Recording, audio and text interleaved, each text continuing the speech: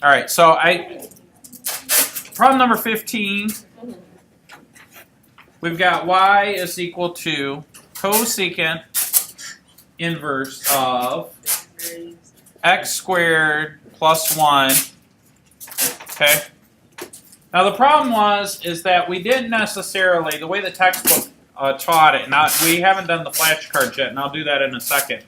But we said in order to find the derivative of cosecant, we need to rewrite that. So we could also think of that as y is equal to, here is the cofunction identity, of pi over 2 minus secant inverse of the stuff. Right? So now when I go to take y prime of this, what happens to pi over 2? What's the derivative of pi over 2? 0. And then the derivative of secant. Right? So what is the derivative? And then we have the negative sign that goes to the front too. So we've got a negative sign. So I need to figure out what the derivative of secant is. Well, now the derivative of secant was 1 over the stuff, the square root of the stuff times, or I'm sorry, the absolute value of the stuff over the square root of the stuff squared minus 1 times the derivative of the stuff. So the stuff is u. So we're going to have to use some u substitution. So if we use u substitution, we're going to say that u is equal to x squared plus 1, and then we're going to say that u prime is equal to 2x. Okay? Does anybody have any questions about that up to this point? No. No. All right. So then we've got y prime will be equal to 1 over the absolute value of x squared plus 1 times the square root of x squared plus 1 minus 1 times the quantity, that's squared, times the quantity 2x. And this is a little bit different than the solution that we had in the solution manual. They skipped a bunch of steps and I didn't like it, so we'll try it a little different, okay? It'll work out to be the same when we're done. So now, what do?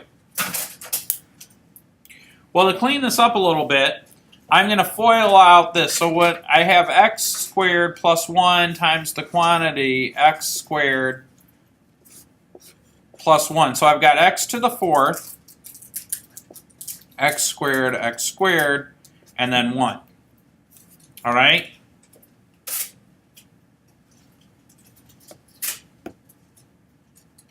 So then in the next line, I have 2x on the top,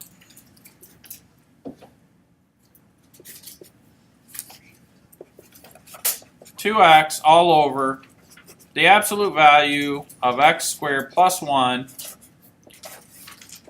and then I have x to the 4th plus 2x squared plus 1, and then I have this minus 1 tacked on the back end, right?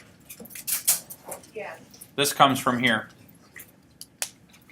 Are you guys with me so far? But doesn't that cancel out right away? Yeah, it does cancel out. Okay. So now when I cancel all this out, I've got y prime is equal to 2x all over.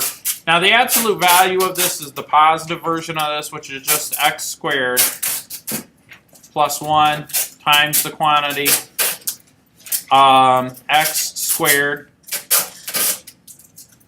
times x squared plus 2, isn't it? Because these cancel. Yeah. And I skipped a couple steps. But do you guys see where I'm going with this? Yeah. All right. So now I could rewrite this as 2x all over x squared plus 1 square root of x squared square root of x squared plus 2.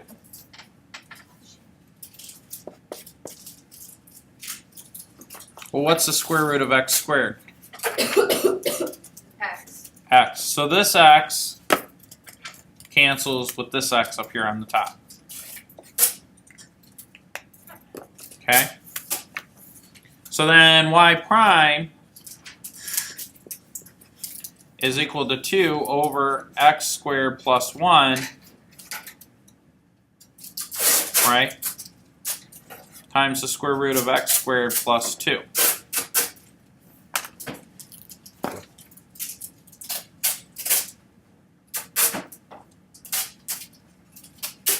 And guess what? That's the answer in the back of the book. Now, if you were looking at the solution manual, I'm not quite sure if, and this happens once in a while, sometimes in the solution manual, when the people that write the solution manuals are like undergraduate students, or graduate students in some cases, and I didn't like the way that they wrote it. They took the other identity, and the other identity just didn't work out. It was really confusing, and I felt this was a better way to go. Okay?